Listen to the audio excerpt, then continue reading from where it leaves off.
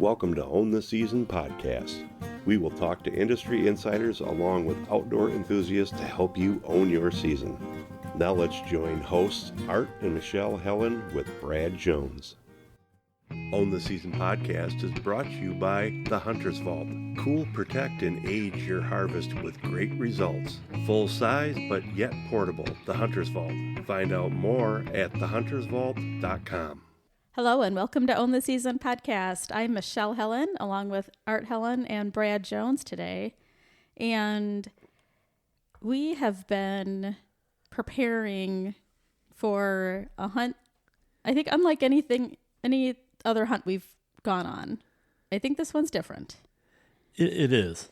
It is. And we are going to Africa, South Africa, for the first time. Yes. And it's definitely different. I mean, we've been fortunate to do a lot of things. I mean, I've been on a mountain goat hunt. We've hunted Canada. Hunted the Northwest Territories. I have for bear and tents and both like flown to go hunting. Yeah. But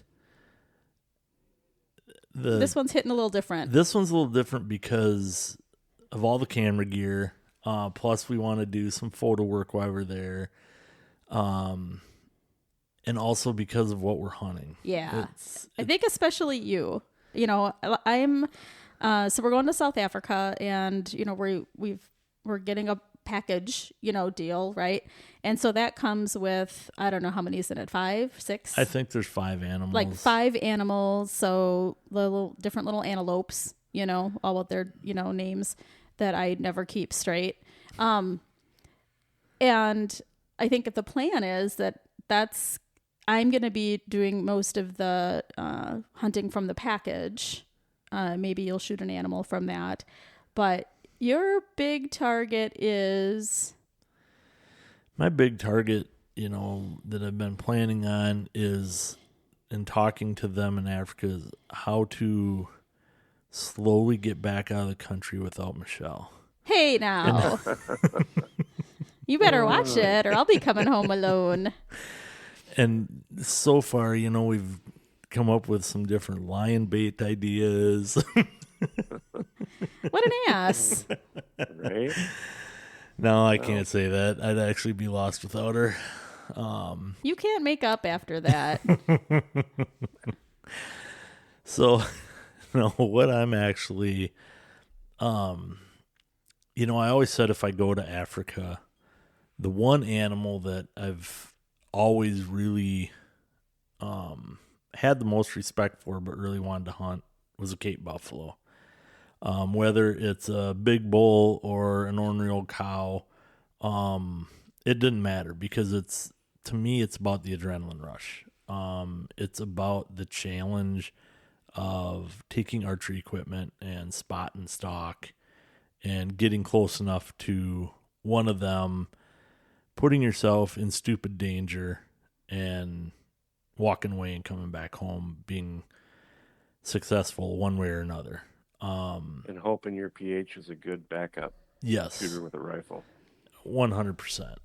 Well, and at one time, and I think this has changed, our outfitter was not allowing me to be the cameraman and film this hunt and was going to make me stay back.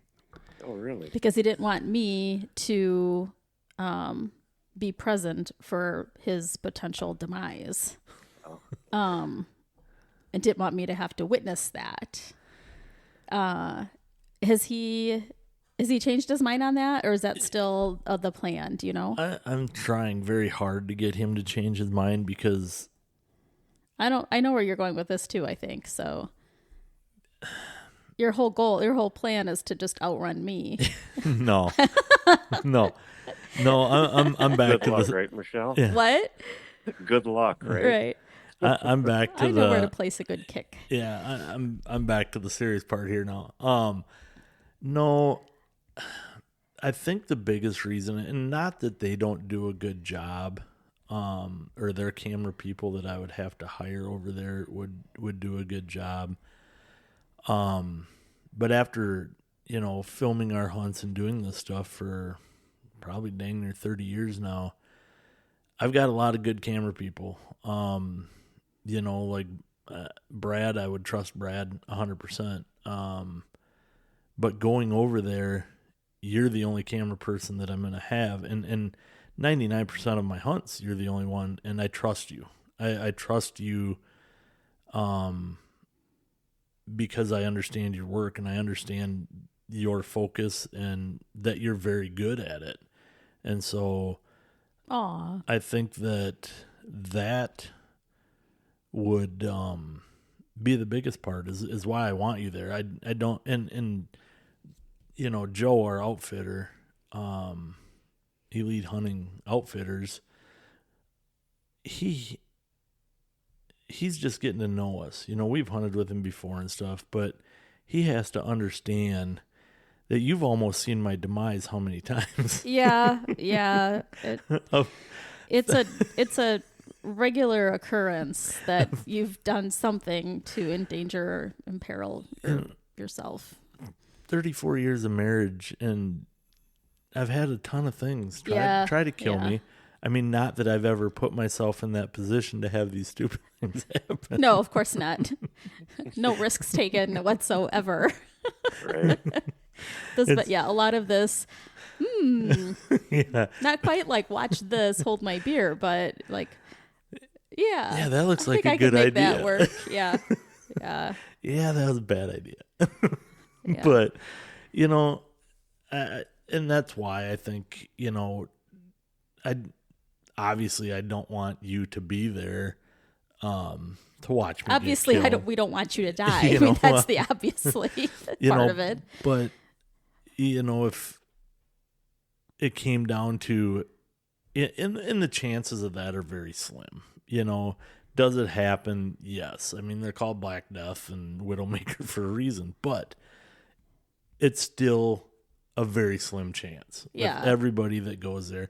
It's probably the same chance, as, out for my walk in the morning and getting hit by a, semi or something. It might be a little better than that, but, it's, I mean, you have almost been hit by a car a couple times. I have been hit by two cars. Pedestrian. So. Yep, I've actually been hit by two cars. Yeah, great.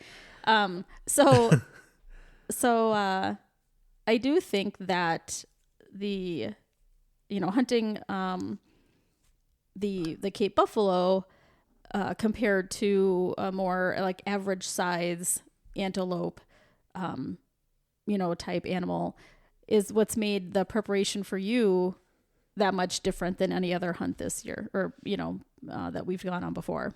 Oh, yeah, definitely. Right? Because, they want, there's certain regulations in South Africa that some outfitters don't stand by it. And I've kind of shaken my head, some of those stories, but,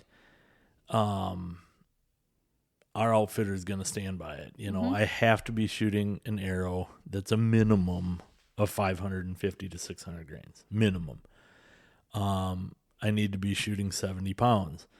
I'm a big dude, but I'm going to tell you, after screwing up my shoulders and everything else, 2 years ago, I was shooting 58, 57 pounds after I screwed up my shoulders and said, this is fine. Didn't think I'd ever have to worry about it.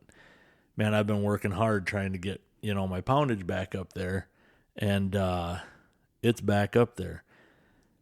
But my biggest thing was I'd like to shoot, once I shoot that, because yes, I'd like to have you probably shoot the full package of things.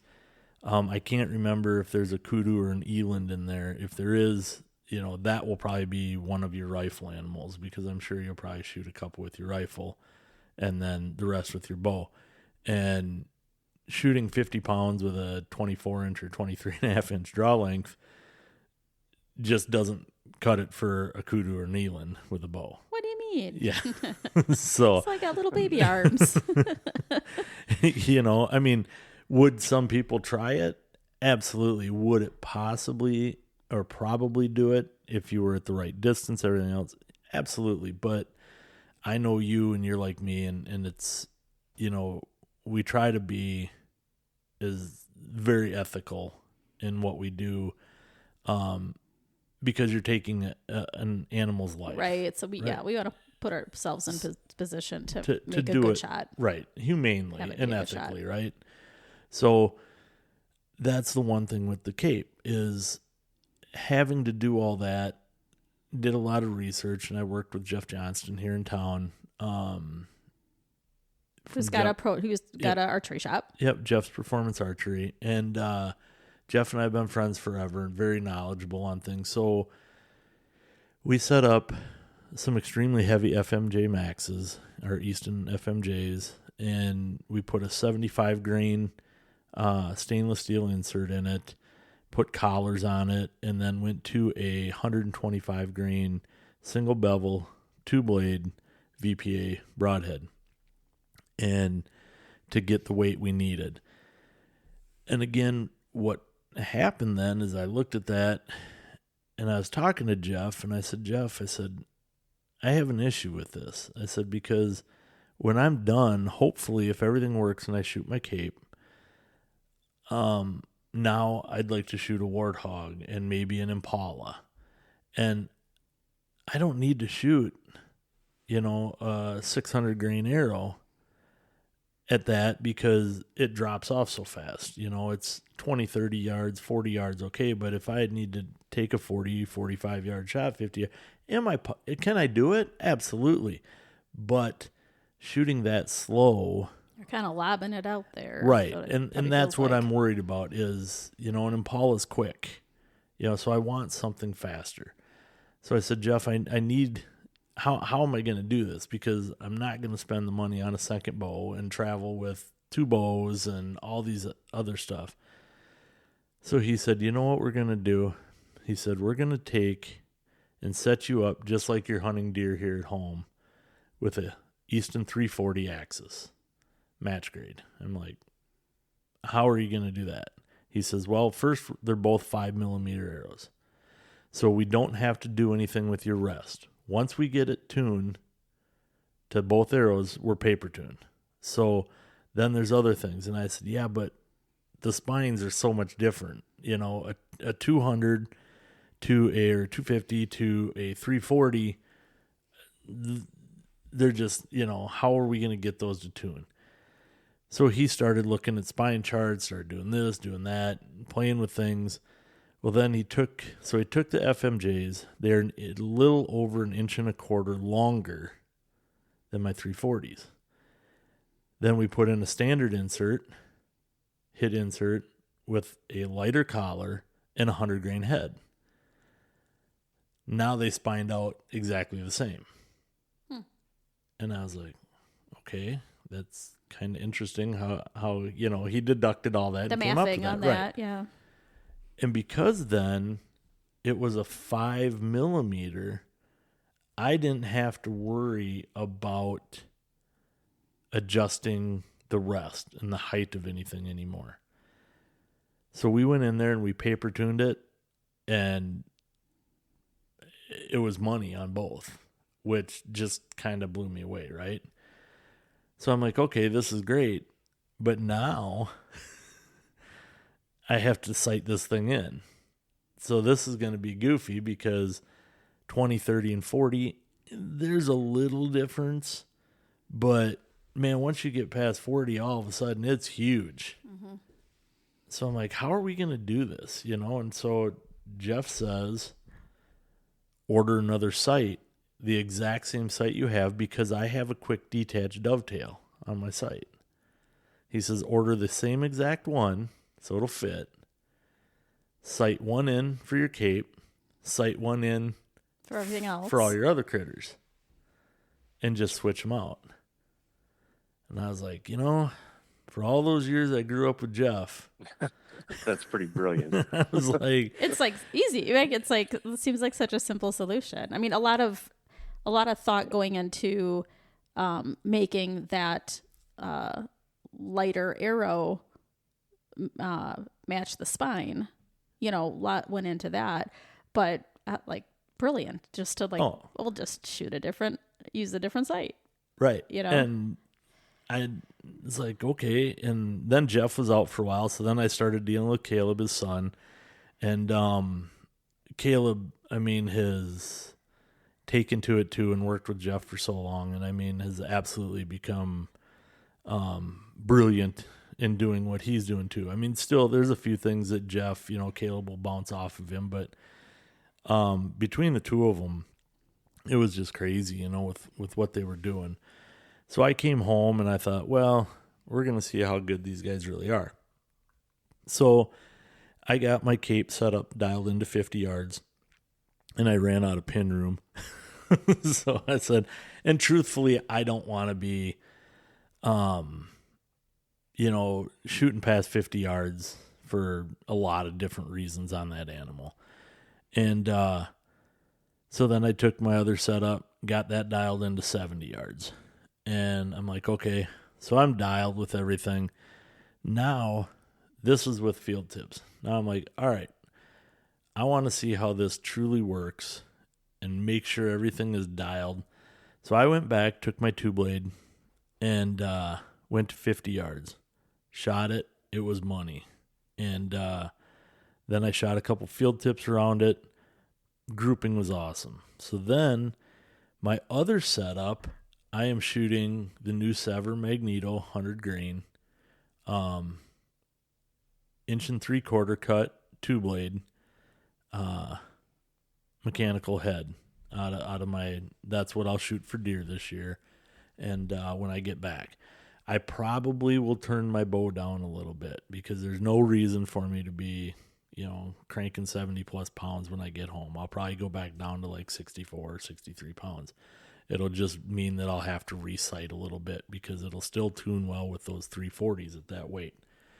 But I then took and shot that mechanical head and my field tips out of the 340s, and everything grouped the same, because it was already sighted in for that. But at 50 yards, the groups were absolutely incredible, just switching out the sights. And so, yeah, like you guys said,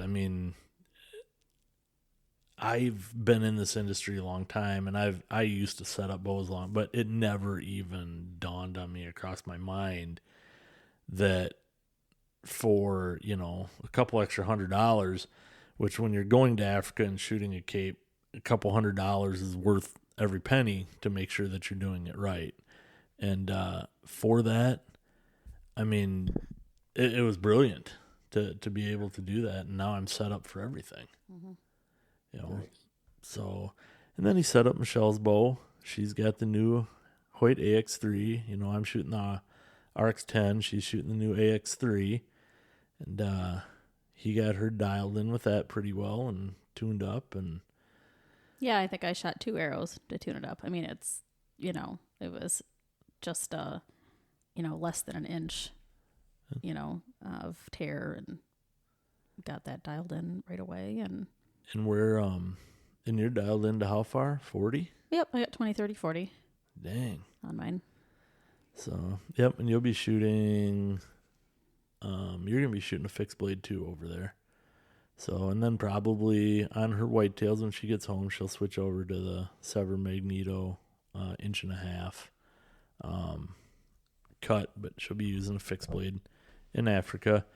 And, yeah, that thing's just a little tack driver too. For a rifle? I think what we're gonna do, because it's such a pain to get the rifles over there and stuff, is they have rifles there. And so I've been talking to them. They have a 270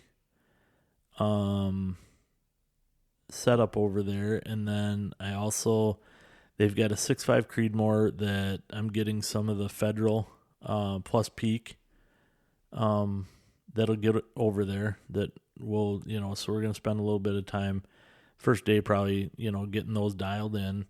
And I'll be taking my Griffin Armament, or our Griffin Armament Sportsman suppressors over there and that's what we're going to run on those because they're already threaded.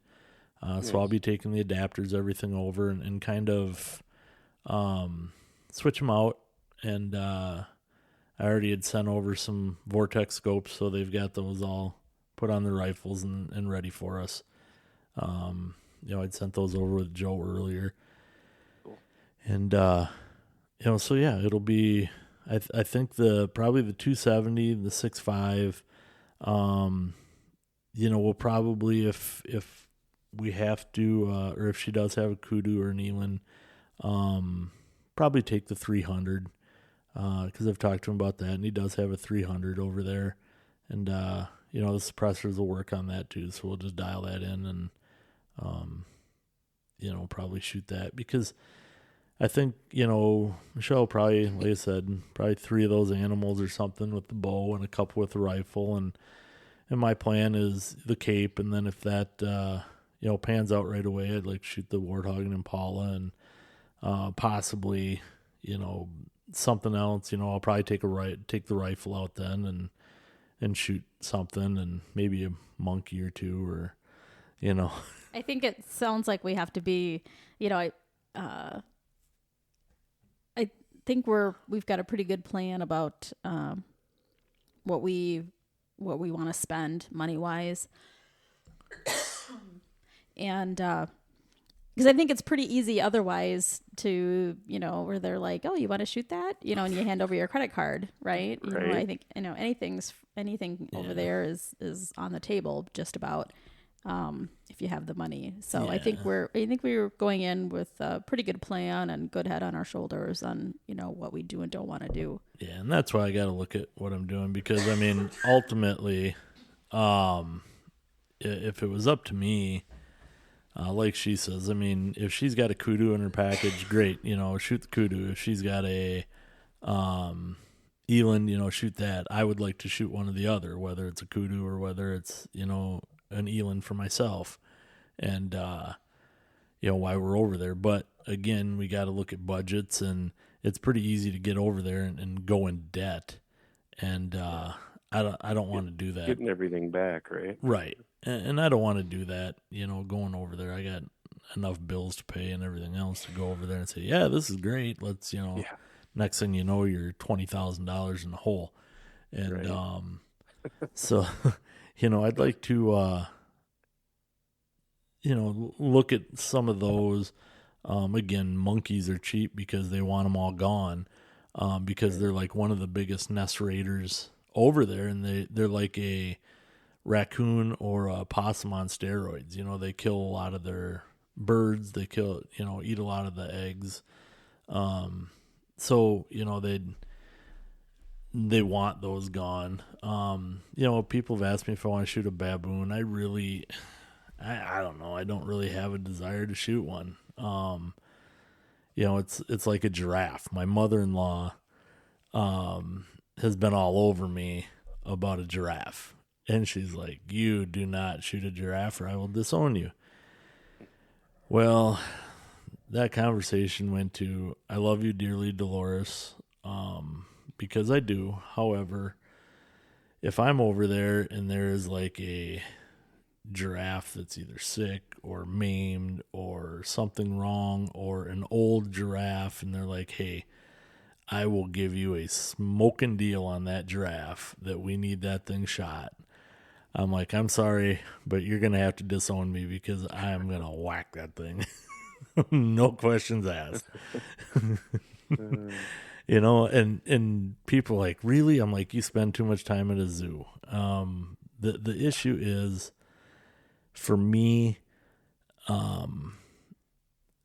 if it's legal, I got no issue shooting it. 100%. I think there are animals over there, and a giraffe is included in this, that you really don't have a strong desire to shoot. No. There's plenty of things that are legal to shoot over there that are not on your list of things to do. No, absolutely not. But these are managed animals. Right. Right. Yep. Yeah. And that's the thing. Everything's managed and everything's for conservation over there. And again, as I said, I don't have a problem if they want me to shoot that for management purposes, for other purposes. The same with, a zebra is not on my list, but they're like, these things are the best eating thing over here. So if they say, hey, this is a management zebra, we need it gone, blah, blah, blah. As long as it's getting used, okay, I'm not going to Africa to kill things just to kill things. That's not me. I'm not going over there just to say, oh, it's legal, I'm going to kill it. But if I get over there and they're like, hey, you know what, we need food for camp, or the village needs, a hide off of this to make something, or they need whatever, I don't have a problem with that. Just shooting it to waste it, I got a big problem with that. Or just shooting it to shoot it because it's cool, I got issues with that. But to do it for conservation, management purposes, and to help the villages and help, their economy over there, I don't have problems with it, and so if they tell me, hey, I need this done, and my mother-in-law would forgive me and she'd get over it.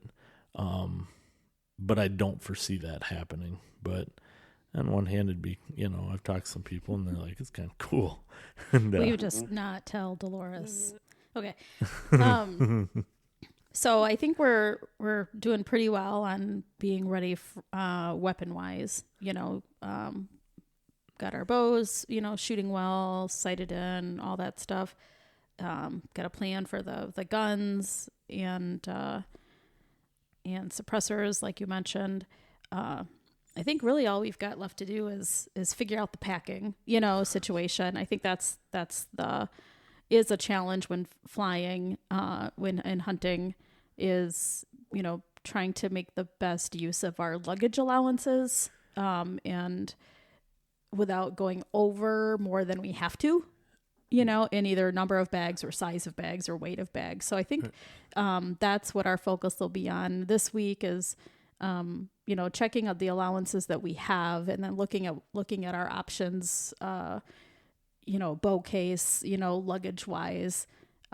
We tend to be pretty light packers when it comes to, our regular clothes. And we do have laundry facilities there, or laundry capabilities. So that helps. Not only I think with our regular non-hunting clothes, but with hunting clothes too, should they become soiled or sweaty. But it's not going to be hot there because it's winter. Right. So we're looking at a temperature swing. We've been here in Wisconsin, just like much of the U.S. has been hot. So for us, that's 90s with heat indexes even higher, and humid. And we're going to be down there, 60s for highs? Yeah, 60s to 70, and, in the upper 30s to mid 40s for lows at night. And, oh, wow. Yeah, so we're leaving Wisconsin, going to Africa to cool down.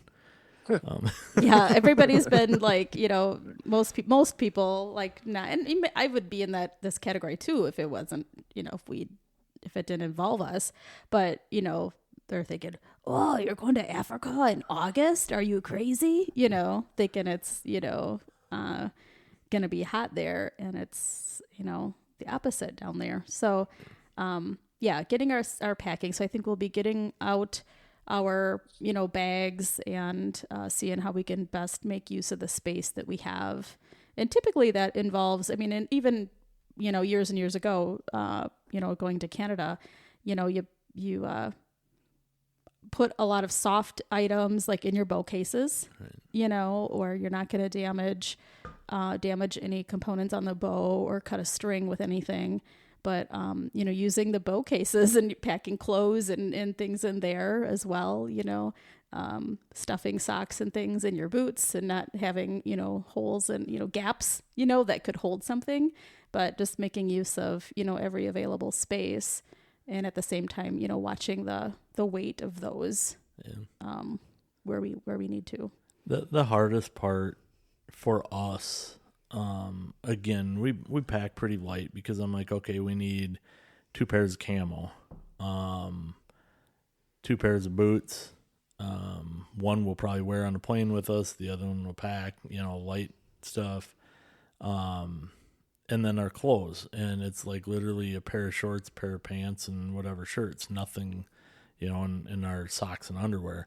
But again, we can do laundry there. So our clothes is very, very light, It's the camera gear. And especially since we're doing like a day and a half to 2 days of photo work. Photo and video. Because normally we're just on the hunting trips, focused on just the video camera gear. And you've got that down. We've got that down to a science, Yeah, but adding the still photo camera gear adds another big dimension because they're heavy. I mean, that's true too. You Those look at heavy. it, and that's going to be carry on. And I'm going to try to leave probably my 320 lens here, which I have a hard time because that is such a good lens. But you take the 600 lens, and you're looking at 8.5 pounds just in one lens.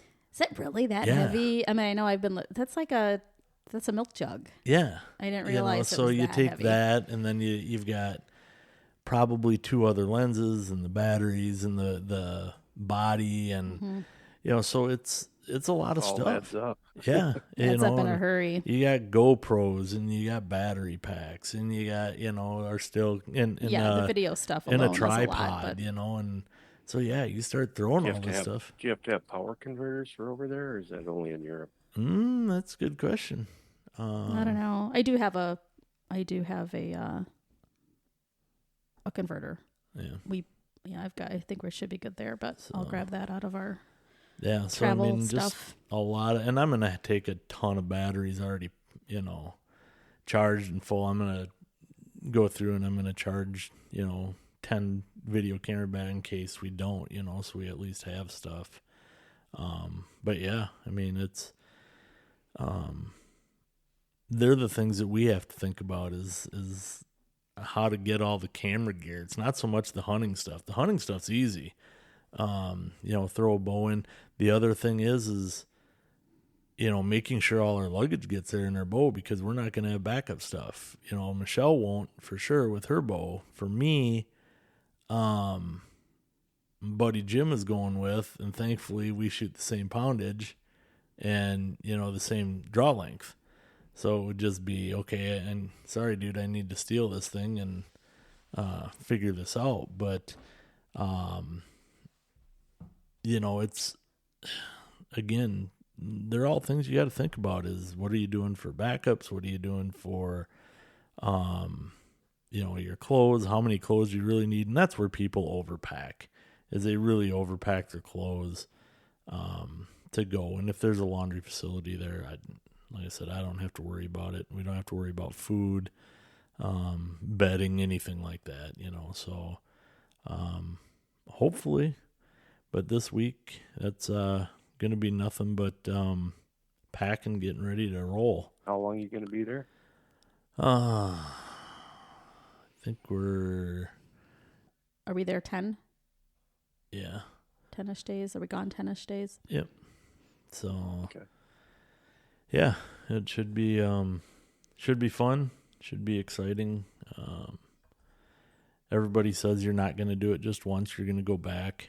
And that might be the case, but I know right now that I've got a lot of other things I want to hunt here stateside in Canada yet. So it might be more than once, but it's not going to be for a while down the road because I got too many other things here to spend my money on. So, and travel and see other parts and do a lot of photo work and, see my kids out west and, that all weighs into how much money can you spend every year. And, you can spend a lot depending on how far you want to go in debt or how much you make every year, so, but no, should be a good trip. Yeah. Well, getting excited. I feel like it's getting real. We've been planning this trip for maybe a year and a half, 2 years, something like that we've been, had this planned with Joe, and to start out with, it seems like it's so far away, we got all kinds of time, and now it's like, it's here. But really looking forward to it, and, thinking of it as, kind of one of those trips of a lifetime, right? Yeah, it could be, or it could be, a 2 or 3 lifetime thing. We do know a friend who did that. Well, you were talking to somebody, and I don't know how well you know him. I'm not sure, but somebody, a fairly young person who went over there with a small group of people, and with the intention, thinking it was going to be his one and only time going to Africa. And so he did take full advantage of that. And by that, I mean handing over that credit card.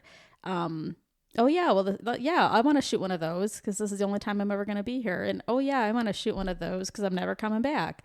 And racked up quite an extensive bill. Like, had to use his dad's credit card too because his was maxed and had to use his dad's. And so, and that doesn't even count now how he's, what he's deciding to bring home and taxidermy, et cetera, on top of all of that. But then before he left, booked a trip to come back in 2 years. Wow. So spent the money like he was never going to go again.